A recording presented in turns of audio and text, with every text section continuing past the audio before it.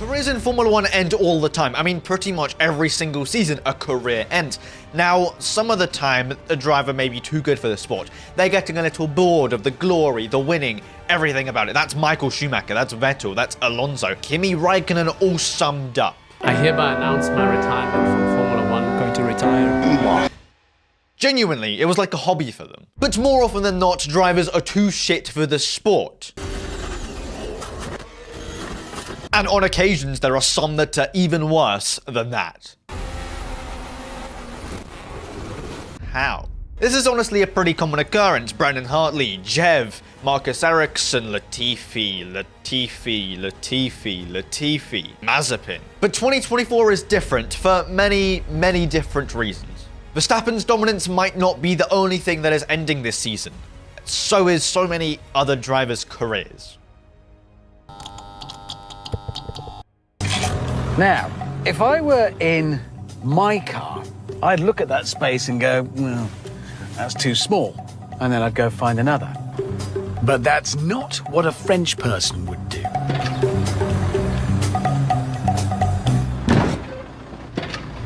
Well, that is literally Esteban Ocon's career summed up in like, what, 10 seconds?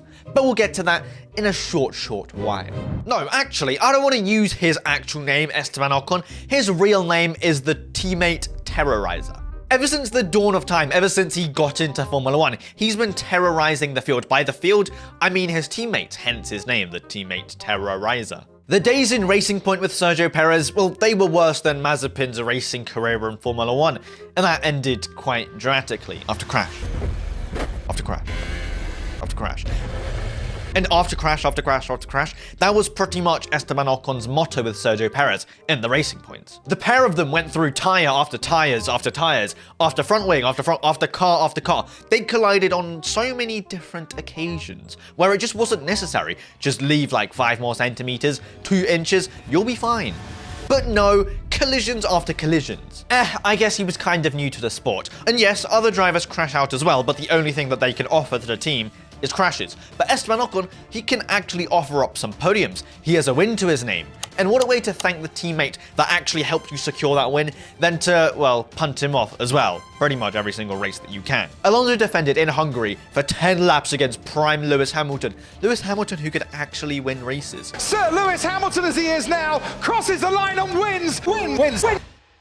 Unlike today's day and age. What a way to repay Fernando Alonso than to scare him away from your team, not want him to be there, and yet again, give him the same treatment that you gave Sergio Perez in crashing out a lot. Got to the point where Alonso was literally saying after every single interview at the end of 2023, I'm happy I'm leaving. 2023, Alpine had 2 double DNFs.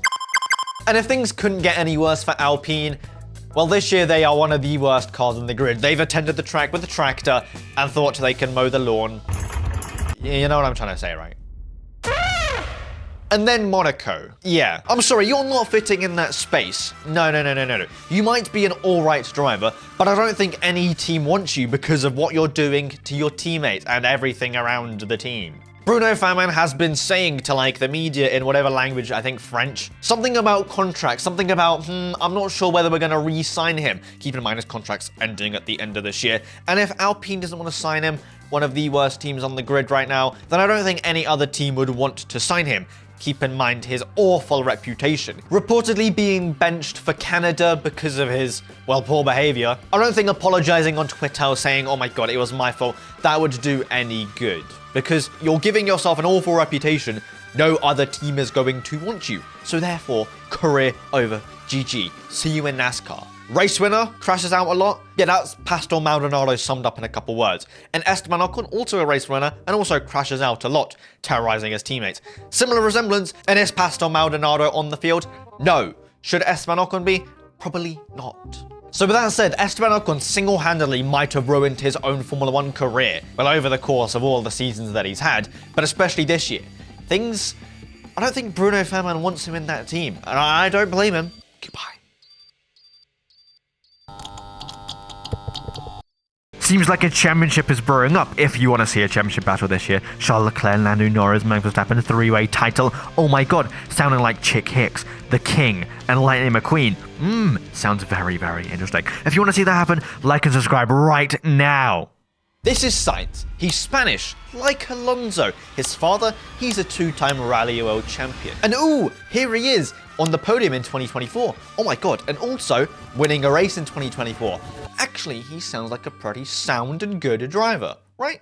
Oh no, on a real, he actually is a pretty sound and good driver. Usually drivers get kicked out of the team for being bad, for crashing out a lot, for not being similar pace to your teammate. But I'll tell you something for free. Carlos Sainz is none of those. Pretty similar to Charles Leclerc. I don't see him crashing out often. The last time I actually remember him crashing out was Abu Dhabi 2023 in practice. And him clearly having podiums and wins this season obviously means that he's not slow. But after all he has done for Ferrari, win them races this year, last year, the year before, all that he has done to help the team, help out Charles Leclerc when he needs the help, he has been spat on, booted out of Ferrari, disrespected. He's been treated like a doormat. You know, when you rub your feet on the doormat, that is him. And Ferrari is obviously the person standing on the doormat. And Carlos Sainz is being replaced by Hamilton. Now, fair enough if this was 5 years ago and it was prime Lewis Hamilton. Lewis Hamilton that could actually put up some good results. Lewis Hamilton wins the Turkish Grand Prix and is a 7-time champion of the world. But no, it's the Hamilton that we know today. The P18 Hamilton. The, oh my god, I can't make it out of Q1 Hamilton. The Hamilton that complains about everything. The Hamilton that is nearly 65 and retired. Now, him fighting for podiums and wins pretty much every single race weekend, I don't think that is something that he will be able to do any longer for quite a while. Because he's been at Red Bull. Sergio Perez is probably guaranteed that seat. McLaren, they're locked in. Mercedes, yeah, I'm not sure whether they Sainz is Sainzing for them, you know. Alpine, no thank you, I've been there already. McLaren have 2 drivers on lock. Aston Martin have those 2 drivers on lock. Well, one of them at least for quite a while, even though his performances aren't the greatest in the car, are they? And then you're left with all of the backmarker teams. Williams, Haas, and that's it. RB, no thank you. You see, the team that Carlos Sainz had the most ties with was Steak. By steak, I mean like the team steak, not the thing that you put and eat in a burger, you know? Sauber was meant to be bought out by Audi, but it seems like his contract negotiations have been taking a tiny bit too long, and Audi have finally slammed the door and said, no, we've had enough. Goodbye, we're signing Nico Hülkenberg, and we've lost all ties with you. So I'm not sure whether that's his best option right now. That is even gambling that Audi will be a top team when they join the grid. Well, that was his biggest gamble. But at the moment, the only teams he is left with is probably Williams or Haas, or just not being on the field. So either way, his career has probably ended for now, at least. Because if it's not his whole Formula 1 career, okay, he can still be in a Formula 1 car. But him fighting at the top for like the last 3-4 years, his career is actually over. If he's going to a bottom team and that's where he's going to stay for the next... No. It's not like it might be over. It is over. His options are minimal and things just aren't too good right now for him in his current situation. Unless he has an L plan up his hand and he's going to shoot Max Verstappen and then take his seat. Then honestly, fair enough. You've won that game. Checkmate.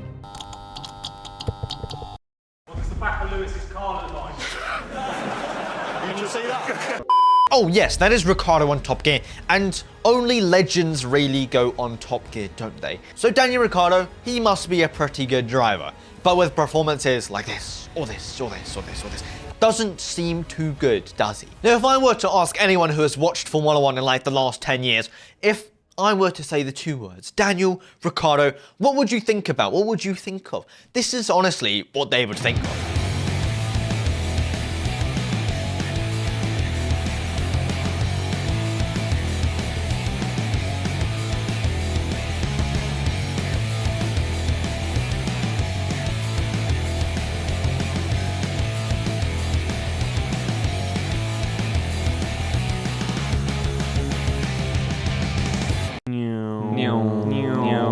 So how the fuck do you manage from potentially winning championships to now fucking over your career for the 2nd time? How?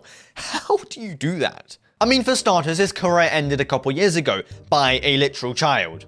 Now, yes, it was mostly his fault, but looking past that, he got given a lifeline by Red Bull, and especially by Nick de Vries and his performances. So surely now he feels the pressure. He actually is going to perform, and perform he did for a couple race weekends until the 2024 season comes around and he's being dominated by Yuki Tsunoda. I mean, at the start of the season, at the end of last season, there were rumors, oh my god, could he replace Sergio Perez? The start of the season, midway through the season, at the end of the season, But no, he was hoping to replace Sergio Perez, but right now he should be hoping that he can even maintain their RB seat, because Liam Lawson is probably licking his lips, staring him down, smiling every time he puts a foot out of line. He's being slapped up by Yuki Tsunoda. Yuki Tsunoda is scoring points pretty much every single race, and Ricciardo is dilly-dallying, struggling to get out to Q. You know the deal is just awful. And if RB is literally the bottom of the bottom, one of the worst teams on the grid, having an alright season because of Yuki Tsunoda, I don't think any other team is going to accept him after he's been booted out of McLaren, and now soon, if his performances doesn't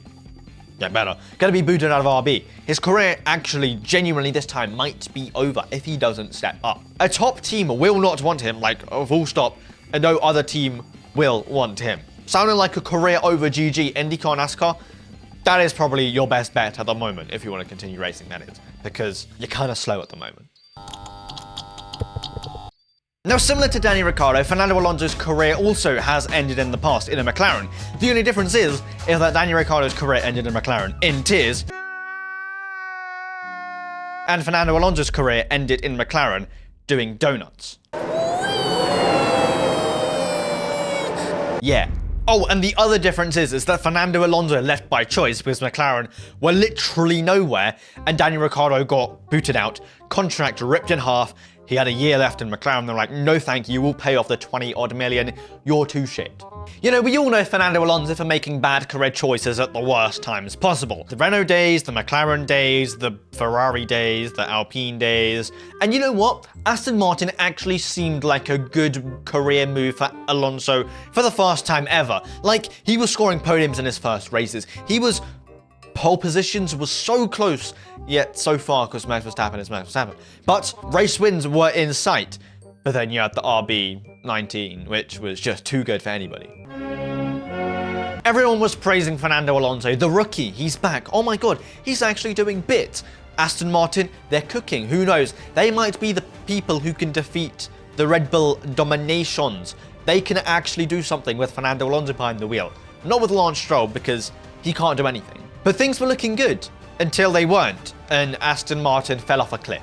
The whole entire end of the 2023 season, Aston Martin has been struggling, and this year has been no different. Alonso hasn't scored points in the last 2 races, and Stroll, well, he has scored minimal points in the last 2 races. You see, the only difference is that Alonso keeps the car on track, whereas Stroll doesn't. Now yes, he has signed another contract with Aston Martin. His career isn't over yet, but him saying that, yeah, probably this is going to be my last contract. Time to focus on other things in life, not just racing, because there's no point of racing when I can't win anything. The reason why I think his career is over, because he joined that Aston Martin team because he saw the vision. Lawrence Stroll was like, oh, we can provide you with a championship. You want a 3rd championship? We'll give you a 3rd championship.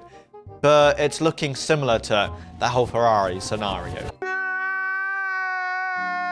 He might have a couple podiums under the Aston Martin name, but with Aston Martin tumbling down the order, yeah. Alonso has a couple seasons left in Formula 1. He's not going to re-sign yet another contract after this contract expires. And if Aston Martin can't pick up the pace, then his career is over. Whatever he has now, all of his accolades at the moment, nothing's going to be added onto it. It's just, yet again, maybe potentially going to be ending on a sour note. I was expecting something good out of the Aston Martin, but they can't provide anything at the moment. He has scored like a couple P5s and been in the solid points a couple times, but apart from that, Alonso's career is slowly ending on a worse note than what happened when he joined that Aston Martin team. The reason why I'm saying that 2024 is Fernando Alonso's career-ending season is because, well, Aston Martin are nowhere. That's literally it. He's going to lose all of the faith that he had in Aston Martin, and, well, it's just over. Let's be real. Sargeant, Logan Sargeant, Sargeant Logan, Sargeant Logan, Logan. His career is ending. Be real. If you think that James Vowles will re-sign Logan Sargeant for another season after he has been struggling for what's felt like his whole career, it won't happen. You know, usually drivers get replaced because, oh my god, someone is going to be better than them. They will be able to score more points. They will be better. They will crash less, help out the team develop the car. Now, Latifi compared to Logan Sargeant, Latifi seems like a Greek god sculpted out of marble, and Logan Sargeant seems like a toothbrush. What? Latifi might not have been the greatest driver, 0 championships, 0 podiums, 0 wins, but he had 1 assist in a championship and an assist in a win, so there's that. But if you think that Logan Sargeant is an upgrade from Nicholas Latifi, you're wrong, mate. He's not. 2023 was an absolute write-off season. Okay, and what? He's a rookie. Crashes out pretty much every single race weekend, and he scored a singular point, which came from 2 disqualifications from Charles Leclerc and Lewis Hamilton. I mean, sure, Oscar Piastri struggled compared to Lando Norris last year, and sure, Nick De Vries struggled compared to Yuki Tsunoda last year, but the difference is that Oscar Piastri has scored multiple podiums, and Nick De Vries isn't in the sport. So by that logic, Logan Sargeant has to score a podium in the next couple races, or he's getting booted out. Now, all jokes aside, this year, Logan Sargeant hasn't been the worst driver, has he? He's been actually putting up alright performance. They haven't been anything special, but the Williams has been absolutely nowhere. And he's come out to say that when I get the whole upgrade package that Alex Albon has and more, I will be comfortably fighting for points with Alex Albon. And honestly, with the faith that he has in himself, I'm starting to believe it. Is that delusional? Yes. But preparing for the worst, Williams needs 2 good drivers who can score points and not crash the car out. Logan Sargeant can't provide any of those 2. If they want to be fighting at the top like James Vowles and Alex Albon's master plan, and I have faith in those 2, but Logan Sargeant is the weak link who I'm not sure about that one, Chief. Now, I see 2024 as being Logan Sargeant's last year in Formula 1, but I guess if he picks up his pace and actually scores good points, then there'll be no reason to boot him out. But as it stands right now, if his performances are similar to what it is now, last of the field every single race, whilst Alex Albon is on occasion scoring points like he did in Monaco, it's over. You're gone. You know, usually certain drivers have certain highlights in their career. Championships, podiums, good results, a podium in his first ever race. I mean, ever since then, his career has just been dwindling down. But at the end of the day, Kevin Magnussen is also a driver which might be his last season in Formula 1. Gunther Steiner kindly said to everyone that Haas is literally the bottom of the bottom. Every single team has something to provide, whether it be Red Bull with potential championships and being dominated by Max Verstappen, career ruined and thrown into the bin. Ferrari, they can offer you also potential championships, but also a little sprinkle of depression. Mercedes, they can provide you with nothing currently, and, you know, so on and so forth. Certain teams can provide you with other certain things. But Haas, the only thing they can provide you with is literally the bare minimum of any Formula 1 team, and that is a race seat. And yeah, that's all they can provide. And if that's all that they can provide, and you're doing bad in that team, well, you're going to get the exact same treatment as Nikita Mazepin and Mick Schumacher. Now, they were bad, and they got booted. Compared to Nico Hülkenberg is doing great, and Kevin Magnussen, not so much. This year, he's acted more like a brick wall than an actual Formula 1 driver, stopping anyone getting past. This might be defending for his life in Jeddah, breaking every single person's front wing that he can. Defending for his life in Miami, Brexit tackling the great Lewis Hamilton. Or this might be blocking your teammate and absolutely killing him up the Monaco hill and not letting him past when you've crashed, and also crashing into your teammate, crashing into Sergio Perez, and creating a huge kerfuffle. A double DNF isn't something that Haas needs, well, ever. No, it seems like this is Kevin Magnussen's last year as well. Because if he's not performing well in Haas, no other team will want to pick him up. Kevin Magnussen is literally holding on to Formula 1 by a literal thread. He got booted out before, and Haas came to his rescue and saved the day. And it seems like they are moving up in the world. They are not the worst team on the grid, they are not the second worst team. They're actually putting up good numbers. And I think they need better drivers to match that. Now, the only bad thing is that Nico Hülkenberg's leaving, and Kevin Magnussen is doing bad. So they're left with either Kevin Magnussen and somebody else, or they can get 2 new, good, better drivers. The only problem is that they have Haas budget, which is negative. In the comments, let me know, do you guys think that any other drivers' careers are ending, or even if these guys' careers, let me know down in the, whilst you're there, you might as well subscribe and like. I don't know why you wouldn't, because, you know, you could just do that. Have a safe and fantastic rest of your day. Don't jump under a car, because then you die, and then you can't watch the videos, and then just have a safe and fantastic rest of your day. Peace.